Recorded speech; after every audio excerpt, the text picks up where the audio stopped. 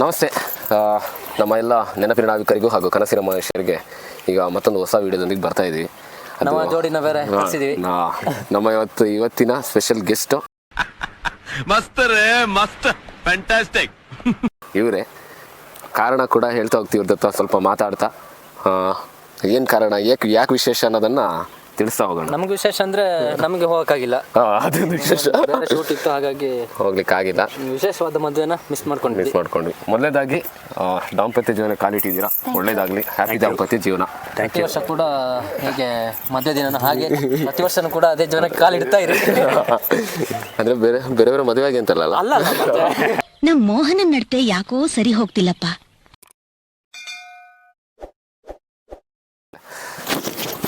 ನಮಸ್ತೆ. ನಮ್ಮ ಎಲ್ಲ ನೆನಪಿನ ನಾವಿಕರಿಗೂ ಹಾಗೂ ಕನಸಿನ ಮನುಷ್ಯರಿಗೆ ಈಗ ಮತ್ತೊಂದು ಹೊಸ ವಿಡಿಯೋದೊಂದಿಗೆ ಬರ್ತಾ ಇದ್ದೀವಿ.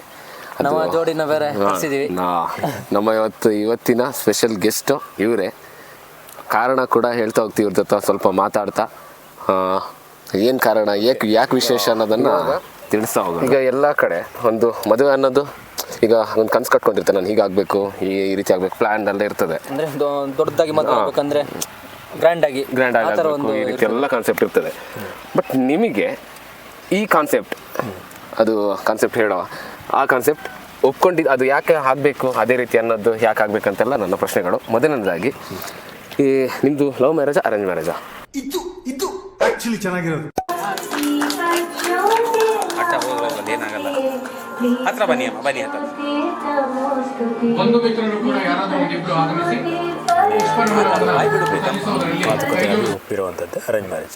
ಓಕೆ, ಈಗ ಅರೇಂಜ್ ಮ್ಯಾರೇಜ್ ಆದರೂ ಕೂಡ, ಈಗ ಅರೇಂಜ್ ಮ್ಯಾರೇಜ್ ಅಂದರೆ ಈಗ ಮನೆಯಿಂದ ನಮ್ಮ ಮಗಳ ಮದುವೆ, ನಮ್ಮ ಮಗನ ಮದುವೆ ಗ್ರ್ಯಾಂಡಾಗಿ ಮಾಡಬೇಕು, ಇದೇ ರೀತಿ ಮಾಡಬೇಕು, ಇದೇ ದೇವಸ್ಥಾನದಲ್ಲಿ ಮಾಡಬೇಕು, ಅದೆಲ್ಲ ಒಂದು ಯೋಚನೆಗಳು ಇಟ್ಟಿರ್ತಾರೆ. ನೀವು ಆಗಿರೋದು ಮಂತ್ರ ಮಾಂಗಲ್ಯ. ಈಗ ಮಂತ್ರ ಮಾಂಗಲ್ಯ ಅಂದರೆ ಅದು ನೀವು ಹೇಗೆ ಮನೆಯಲ್ಲಿ ಒಪ್ಪಿಸಿದ್ರಿ?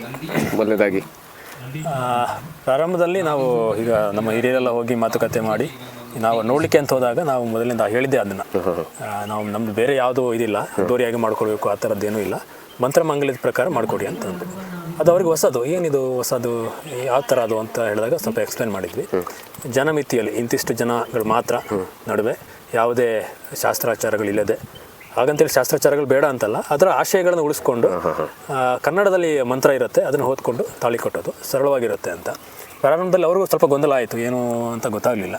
ಆನಂತರ ಇವರಿಗೆ ದೀಕ್ಷಾ ಅವರಿಗೆ ಅದರದ್ದು ಕೆಲವೊಂದು ವೀಡಿಯೋಗಳನ್ನು ಕಳಿಸ್ಕೊಟ್ಟಿದ್ದೆ, ಈ ಮುಂಚೆ ಮಾಡಿದವ್ರದ್ದು, ಮದುವೆ ಆದವ್ರದ್ದು. ಅವರು ಮನೇಲಿ ಅವರ ತಂದೆ ತಾಯಿಗೆ ಮತ್ತು ಹಿರಿಯರಿಗೆಲ್ಲ ತೋರಿಸಿದ ನಂತರ ಇದೊಂಥರ ಚೆನ್ನಾಗಿದೆ, ವಿಶೇಷವಾಗಿದೆ ಅಂತ ಅನಿಸಿತ್ತು ಅವ್ರಿಗೆ. ಆನಂತರ ಒಪ್ಪಿದ್ರು ಅವರು. ಈಗ ನನ್ನ ಮೇನ್ ಕ್ವಶನ್ ಬಂದುಬಿಟ್ಟು, ಈ ಮಂತ್ರ ಮಾಂಗಲ್ಯ ಅಂದರೆ ಏನು ಮತ್ತು ಅದರ ಉದ್ದೇಶ ಅಂದರೆ, ಇದೆಲ್ಲ ಒಂದು ಉದ್ದೇಶದ ಪೂರ್ವಕವಾಗಿ ಒಂದು ಕಾರ್ಯ ನಿಮಿತ್ತ, ಒಂದು ಕಾರ್ಯ ಅಂತ ಸಾಗ್ತಾ ಹೋಗೋದಲ್ವಾ? ಈ ಮಂತ್ರ ಮಾಂಗಲ್ಯ ಅಂದರೆ ಏನು ಮತ್ತು ಅದರ ಉದ್ದೇಶಗಳೇನು ಅಂತ? ಓಕೆ, ಈಗ ಮೊದಲನೇದಾಗಿ ಮದುವೆ ಅಂದರೆ ಗಂಡು ಮತ್ತು ಹೆಣ್ಣು ಒಂದು ಏನು ಒಂದು ಸಂಬಂಧ ಬಂಧನಕ್ಕೆ ಒಳಗಾಗಿ ಮುಂದಿನ ಬದುಕನ್ನು ಒಂದು ಹೊಂದಾಣಿಕೆಯಿಂದ ಬದುಕ್ತಾ ಹೋಗೋದು, ಅಷ್ಟೇ ತಾನೇ ಮದುವೆ ಉದ್ದೇಶ. ಆದರೆ ಈಗಿನ ಕೆಲ ದಶಕಗಳಿಂದ ಅಥವಾ ಹಿಂದಿನಿಂದಲೂ ಮದುವೆ ಅನ್ನೋದು ಬೇರೆ ಬೇರೆ ಕಾರಣಗಳಿಗಾಗಿ ಅದು ಬಳಕೆ ಆಗ್ತಿದೆ. ಒಂದು ವೆಚ್ಚ ಇರ್ಬೋದು, ವೈಭವವಾದ ಮದುವೆ ಮಾಡಿರ್ಬೋದು, ಒಂದು ಪ್ರತಿಷ್ಠೆ ಆಗಿರ್ಬೋದು, ಆ ಥರ ಇನ್ನೊಬ್ರು ಮಾಡ್ತೀರ ಅದಕ್ಕೆ ನಾವು ಮಾಡಬೇಕು ಅನ್ನೋ ಆ ಥರದ್ದೆಲ್ಲ ಆಗ್ಬಿಟ್ಟು ಮೂಲ ಉದ್ದೇಶವೇ ಇಲ್ಲದಂತಾಗಿದೆ. ಮೂಲ ಉದ್ದೇಶ ಪ್ರೀತಿಯಿಂದ ಬದುಕಬೇಕು ಅನ್ನೋ ಕಾರಣಕ್ಕೆ ಮದುವೆ ಆಗ್ತಾರಲ್ವ, ಆದರೆ ಆ ಉದ್ದೇಶ ಮರೆಯಾಗಿ ಬೇರೆದೇ ಮುಖ್ಯವಾಗ್ತಾ ಇದೆ ಅನ್ನೋ ಕಾರಣಕ್ಕೆ ಕುವೆಂಪು ಅವರು ಅವರು ಈ ಥರದ ಒಂದು ಸರಳವಾಗಿ ಮದುವೆ ಆಗಬೇಕು ಅನ್ನೋ ಕಾರಣಕ್ಕಾಗಿ ಮೊದಲನೇ ಬಾರಿಗೆ ಮಂತ್ರಮಾಂಗಲ್ಯ ಅನ್ನೋದು ಒಂದು ಪ್ರಕಾರವನ್ನು ತಂದರು. ಮೊದಲನೇದಾಗಿ ಅವರ ಮಗ ಪೂರ್ಣಚಂದ್ರ ತೇಜಸ್ವಿ ಅವರ ಮದುವೆಯನ್ನು ಮಂತ್ರಮಾಂಗಲ್ಯ ಪದ್ಧತಿಯಲ್ಲೇ ಮಾಡಿದ್ದಾರೆ. ವಿಶೇಷ ಅಂತಂದರೆ ಅವರು ಹುಡುಗಿ ಮನೆಯಿಂದ ಒಂದಷ್ಟು ಜನ, ಹುಡುಗನ ಮನೆಯಿಂದ ಒಂದಷ್ಟು ಜನ ಬಂದು ಒಂದು ಕಡೆ ವಿಶೇಷವಾದ ಏನೋ ಸೆಟಪ್ಗಳಿಲ್ಲ, ವೇದಿಕೆಗಳು ಆ ಥರದ್ದು ಏನೂ ಇಲ್ಲದೆ ಸರಳವಾದ ಒಂದು ವೇದಿಕೆಯಲ್ಲಿ ಅವರು ಒಂದು ವಿವಾಹ ಸಮಿತಿ ಅಂತ ಮಾಡಿದ್ದಾರೆ. ಅಂದರೆ ತುಂಬ ಸರಳವಾಗಿದೆ. ಏನಂದರೆ, ನಾನು ಕಾಯ ವಾಚ ಮನಸ್ಸ ನನ್ನ ಸಹಧರ್ಮಿಣಿಯೊಂದಿಗೆ ಅಥವಾ ನನ್ನ ಪತಿಯೊಂದಿಗೆ ನಾನು ಪ್ರಾಮಾಣಿಕವಾಗಿ ಬದುಕನ್ನು ನಡೆಸ್ತೇನೆ, ಕಷ್ಟ ಸುಖಗಳಲ್ಲಿ ನಾನು ಯಾವಾಗಲೂ ಕೈ ಬಿಡದೆ ಮುಂದಿನ ಬದುಕನ್ನು ಪ್ರಾಮಾಣಿಕವಾಗಿ ಬದುಕ್ತೀನಿ ಅನ್ನೋದು ಅದರದ ಒಂದು ಸಾರಾಂಶ. ಅದನ್ನು ಓದ್ಬಿಟ್ಟು ಮಂತ್ರವನ್ನು ಹೇಳಿಬಿಟ್ಟು ತಾಳಿಯನ್ನು ಕಟ್ಟೋದು ಅದರ ಒಂದು ಸಾರಾಂಶ. ಹಾಗೆ ತಾಳಿ ಕಟ್ಟೋದ್ರ ಮೂಲಕ ಮುಗ್ದು ಹೋಗುತ್ತೆ. ಅದು ಬೇರೆ ಯಾವುದೇ ಕಂದಾಚಾರಗಳಿಲ್ಲದೆ, ಯಾವುದೇ ಒಂದು ಅವೈಜ್ಞಾನಿಕವಾದ ಮೂಢನಂಬಿಕೆಯ ಆಚರಣೆಗಳಿಲ್ಲದೆ ಸರಳವಾಗಿ ಆಗೋದು ನನಗೆ ತುಂಬ ಇಷ್ಟ ಆಗಿತ್ತು. ಅದು ನಿಜವಾಗ್ಲೂ ಅದೇ ತಾನೇ ಮುಖ್ಯವಾಗಿ ಬೇಕಾಗಿತ್ತು ಅಂತ ಅನಿಸಿ, ತುಂಬ ಹಿಂದಿನಿಂದಲೂ ಅದು ಕನಸು ನೆರವೇರುತ್ತಾ ಇಲ್ಲೋ ಅಂತ ಗೊತ್ತಿರಲಿಲ್ಲ. ಎಲ್ಲಕ್ಕಿಂತ ಮುಖ್ಯವಾಗಿ ಹಿರಿಯರನ್ನ ಹೇಗೆ ಒಪ್ಸೋದನ್ನೋ ದೊಡ್ಡ ಸವಾಲಾಗಿತ್ತು. ಹೌದು. ಅದು ಕೊನೆಗೆ ಎಲ್ಲರ ಅದೇ ಈಗ ಸಹಕಾರದಿಂದ ಆಯ್ತು. ನಾವೇನೋ ಒಂದು ನಿರ್ಧಾರ ತಗೊಂಡಿರ್ತೀವಿ, ಮನೇಲಿ ಒಪ್ಸುವಂಥದ್ದು ಬಹಳ ಬಹಳ ಮುಖ್ಯ. ಕಷ್ಟ. ಮತ್ತೆ ದೀಕ್ಷಕ್ ಅವರೇನೋ ಹಂಗೆ ಹೇಳಿದ್ರೆ ಸರಿ, ನಿಮ್ಮ ರಿಯಾಕ್ಷನ್ ಹೇಗಿತ್ತು ಅಂತ ಅವ್ರದ್ದು ಒಂದು ಆಗಿದೆ. ಮಾತಿಗೆ? ಅದ್ರ ಬಟ್ ಫ್ಯಾಮಿಲಿ ಅವರನ್ನ ಒಪ್ಸ್ಕೊಳ್ಳೋದು ಹೇಗೆ, ಅದೊಂದು ತುಂಬಾ ಚಾಲೆಂಜ್ ಆಗಿತ್ತು. ಬಟ್ ಮನೇಲಿ ಹೇಳಿದಾಗ ಒಂದು ಸ್ವಲ್ಪ ಜನ ದೊಡ್ಡವರೆಲ್ಲ ಸರಿ ಬೇಡ ಸಾಂಪ್ರದಾಯಿಕ ಹಾಗೆ ಹೀಗೆ ಅಂತ ಹೇಳಿದ್ರು. ಮತ್ತೆ ಲಾಸ್ಟಿಗೆ ಸರಿ ಆಯ್ತು ನೀನಾಗ್ತಿರೋದಲ್ವಾ ಅಂತ ಹೇಳಿ ಹಾಗೆ ಒಪ್ಕೊಂಡ್ರು ಎಲ್ಲರೂ. ಹಾಗೆ ಸ್ವಲ್ಪ ಜನನ ಕರೆದು ಹಾಗೆ ಮಾಡಿದ್ರು.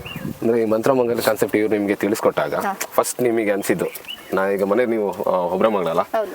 ಇಲ್ಲ ನನಗೆ ನಿಮ್ದೊಂದು ಕನಸಿರುತ್ತಲ್ಲ, ನನ್ನ ಮದುವೆ ಹಿಂಗೆ ಗ್ರ್ಯಾಂಡಾಗಿ ಆಗಬೇಕಿತ್ತು ಅಂತ. ಹೌದು. ಈಗ ನಿಮ್ದೊಂದು ಥಾಟ್ ಇರುತ್ತೆ, ಅದನ್ನ ಇವ್ರು ಬಂದು ಓವರ್ಕಮ್ ಮಾಡಿದ್ರಾ ಅಂತ ನಾನು ಕೇಳ್ತಿರೋದು. ಅಂದ್ರೆ ನಿಮ್ಮ ತಲೆಗೆ ಬಂದು ಈ ಐಡಿಯಾನ ಹೇರಿದ್ರ ಅಥವಾ ನೀವೇ ಒಪ್ಕೊಂಡ್ರಾ, ನಿಮಗೆ ಇಷ್ಟ ಆಯ್ತಾ ಕಾನ್ಸೆಪ್ಟ್ ಅಂತ ಕೇಳ್ತಿರೋದು. ಆಕ್ಚುಲಿ ಸ್ಟಾರ್ಟಿಂಗ್ ಹೇಳಿದಾಗ ನನ್ನ ಆಸೆ ಇದ್ದಿದ್ದು ಎಲ್ಲ ಫ್ಯಾಮಿಲಿ ಅವ್ರನ್ನೆಲ್ಲ ಕರೆದು ಚೆನ್ನಾಗಿ ಆಗಬೇಕು ಅಂತ. ಬಟ್ ಇವ್ರು ಹೇಳಿದಾಗ ಓಕೆ ಇದನ್ನು ಚೆನ್ನಾಗಿದೆ ಅಲ್ವಾ, ಅಂದರೆ ನಮ್ಮ ಫ್ಯಾಮಿಲಿ ಅವರಿಗೆ ಬರ್ಡನ್ ಆಗದೆ, ನಮ್ಮಿಂದ ಅವರಿಗೆ ಕಷ್ಟ ಬರದೆ, ಹಾಗಾಗಿ ಸರಳವಾಗಿ ಬೇಗ ಆಯಿತು ಅಂತ ಹೇಳಿದ್ರೆ ಆಗುತ್ತಲ್ವಾ ಅಂತ ಅನ್ನಿಸ್ತು. ಮತ್ತು ಮನೇಲಿ ಹೇಳಿದಾಗ ಸ್ವಲ್ಪ ಅಬ್ಜೆಕ್ಷನ್, ಈ ಥರ ಬೇಡ ಹಾಗೆ ಹೀಗೆ ಅಂತ. ಆದರೂ ಫ್ಯಾಮಿಲಿ ಅವ್ರನ್ನೆಲ್ಲ ಇಲ್ಲ ಈ ಥರ ಆಗುತ್ತೆ ಹಾಗಾಗುತ್ತೆ ಅಂತ 1-2 ತಿಂಗಳು ಕನ್ವಿನ್ಸ್ ಮಾಡಿ ಎಲ್ಲ ಮಾಡಿ ಆದಮೇಲೆ ಸರಿ ಆಯಿತು ಅಂತ ಹೇಳಿ ಭಾರಿ ಆಮೇಲೆ ಟೈಮ್ ತಗೊಂಡಿದ್ದೀರಾ. ಪ್ರಾರಂಭದಲ್ಲಿ ಅವರು ಒಪ್ಪದೇ ಇರೋದಕ್ಕೆ ಕಾರಣ ಏನಂದ್ರೆ ಹೇಗಾಗುತ್ತೋ ಏನೋ, ಯಾರಾದ್ರು ಏನಾದ್ರು ಹೇಳ್ತಾರೋ ಅದೇ ಈಗ ಅಂತದಿತ್ತು. ಆದ್ರೆ ಕೊನೆಗೆ ಅದ್ರ ಅರ್ಥ ಮಾಡಿಸಿದ್ವಿ ಕೂಡ ಅವರು. ಏನ್ ಗೊತ್ತಾ, ಈಗ ತಂದೆ ತಾಯಿಗಳಿಗೆ ಮಕ್ಕಳಂದ್ರೆ ತುಂಬಾ ಆಸೆ ಇರುತ್ತೆ. ಹೌದು. ಮತ್ತೆ ಅದಕ್ಕಿಂತ ಹೆಚ್ಚಾಗಿ ನೋಡಿದವ್ರು ಏನ್ ಅನ್ಕೊಳ್ತಾರೋ ಅನ್ನೋ ಒಂದು ಅನ್ನೋದೊಂದು ಭಯ ಇರುತ್ತೆ. ಕಾಡ್ತಿರುತ್ತೆ. ಅಂದ್ರೆ ಈಗ ಜನಗಳಲ್ಲಿ ಏನಾಗಿದೆ ಅಂದ್ರೆ, ನಾವೊಂದು ಸ್ಟೆಪ್ ಇಡ್ತಿದೀವಿ ಅಂದ್ರೆ ಅದು ನನ್ನ ವೈಯಕ್ತಿಕ ನನ್ನ ಮನಸ್ಸಿಗೆ ನೀವು ಎಂತ ಖುಷಿ ಕೊಡ್ತದೆ ಅನ್ನೋಕ್ಕಿಂತ ಜಾಸ್ತಿ ಅದು ಪ್ರತಿಷ್ಠೆಯ ಸ್ಟೆಪ್ ಆಗಿರುತ್ತೆ. ಯಾರು ನೋಡ್ತಾರೆ ಅದ್ರ ಮೇಲೆ ಡಿಪೆಂಡ್ ಆಗಿರುತ್ತೆ. ಅಂಥದ್ರಲ್ಲಿ ಈ ಕಾನ್ಸೆಪ್ಟ್ ಒಪ್ಕೊಳ್ಳೋದು ಅಂದ್ರೆ ಸ್ವಲ್ಪದವರಿಗೆ ಅದು ದೂರದ ಮಾತು ಹಂಗಾಗಿರುತ್ತೆ. ಅದೇ ಕೆಲವೊಂದು ವಿಡಿಯೋದಲ್ಲಿ ಬರ್ತೀವಿ, ಯಾರ 4 ಜನ ನೋಡ್ತಾರೆ, 4 ಜನ ನೋಡ್ತಾರೆ, ಹಂಗಾಗುತ್ತೆ.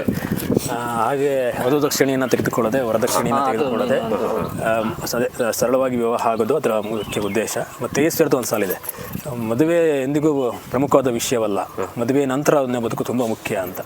ಸರಳವಾಗಿ ಆದರೂ ಅದರಲ್ಲಿ ವಿವಾಹ ಸಮಿತಿಯಲ್ಲಿ ಒಂದು ಮಾತು ಬರುತ್ತೆ, ಪರಸ್ಪರ ಪ್ರೀತಿ ಇಲ್ಲದೆ ಹೋದ್ರೆ ನಾವು ಇಂತಹ ವೈಭವದಿಂದ ಮದುವೆ ಆದ್ರೂ ಪ್ರಯೋಜನ ಇಲ್ಲ, ಸರಳವಾಗಿ ಮದುವೆ ಆದ್ರೂ ಪ್ರಯೋಜನ ಇಲ್ಲ. ಪರಸ್ಪರ ಪ್ರೀತಿ ಇದ್ರೂ ಕೂಡ ಅದಕ್ಕೆ ನಿಜವಾದ ಅರ್ಥ. ಆ ಕಾರಣಕ್ಕಾಗಿ ತುಂಬ ಮದುವೆಗಳು ವೈಭವದಿಂದ ತುಂಬ ದೊಡ್ಡ ಮಟ್ಟದಲ್ಲಿ ನಡೆದ್ರೂ ಕೂಡ ಕೆಲವೇ ದಿನಗಳಿಗೆ ದೂರ ಆಗೋದಿಲ್ಲ. ಇವಾಗಿನ ಸಂದರ್ಭದಲ್ಲಿ ನೋಡ್ತೀವಿ ನಾವು. ನನ್ನ ಪ್ರಕಾರ ಅದೇ ಅನಿಸುತ್ತೆ, ಸರಳವಾಗಿ ಮದುವೆ ಆಗುತ್ತೆ ಯಾವಾಗಲೂ ಚೆನ್ನಾಗಿರುತ್ತೆ, ತುಂಬ ಖರ್ಚು ವೆಚ್ಚ ಮಾಡಿದ್ರೆ ಸರಿ ಅಲ್ವೇನೋ ಅಂತ.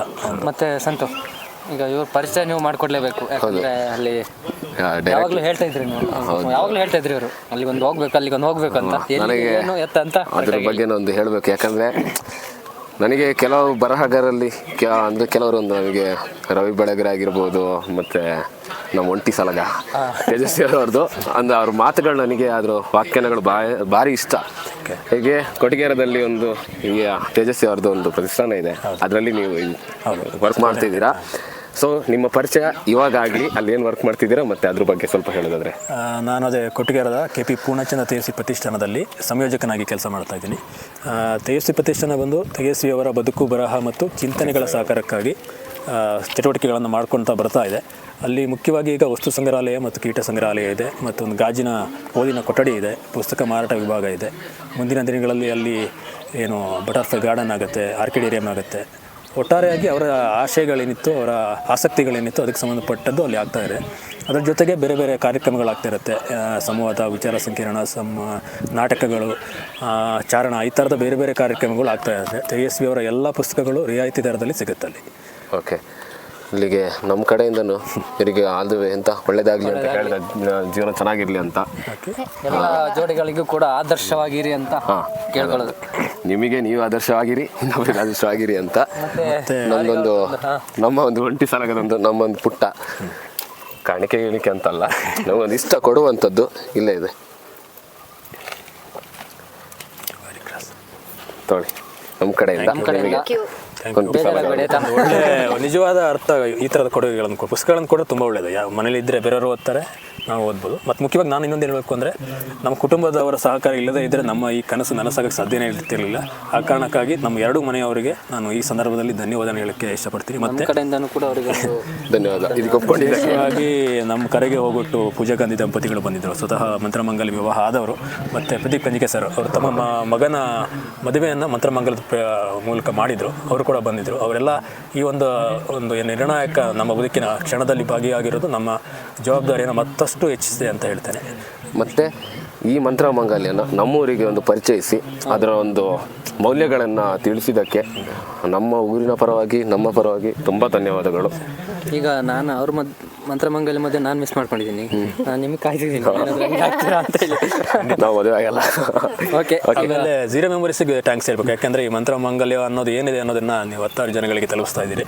ನಿಮಗೆ ಮತ್ತೊಮ್ಮೆ ಥ್ಯಾಂಕ್ಸ್ ನಮ್ಮ ಇಬ್ಬರ ಪರವಾಗಿ, ನಮ್ಮ ಕುಟುಂಬದ ಪರವಾಗಿ ಧನ್ಯವಾದಗಳು. ಹಾಗೆ ಇನ್ನೊಂದು ಜೋಡಿ ನಂಬರ್ 2 ಇದೆ ನಮ್ಮ ಹತ್ರ, ಒಂದೇ ಅಲ್ಲ.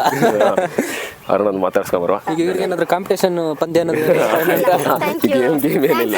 ಓಕೆ, ಒಳ್ಳೆಯದಾಗಿ. Thank you. ಓಕೆ.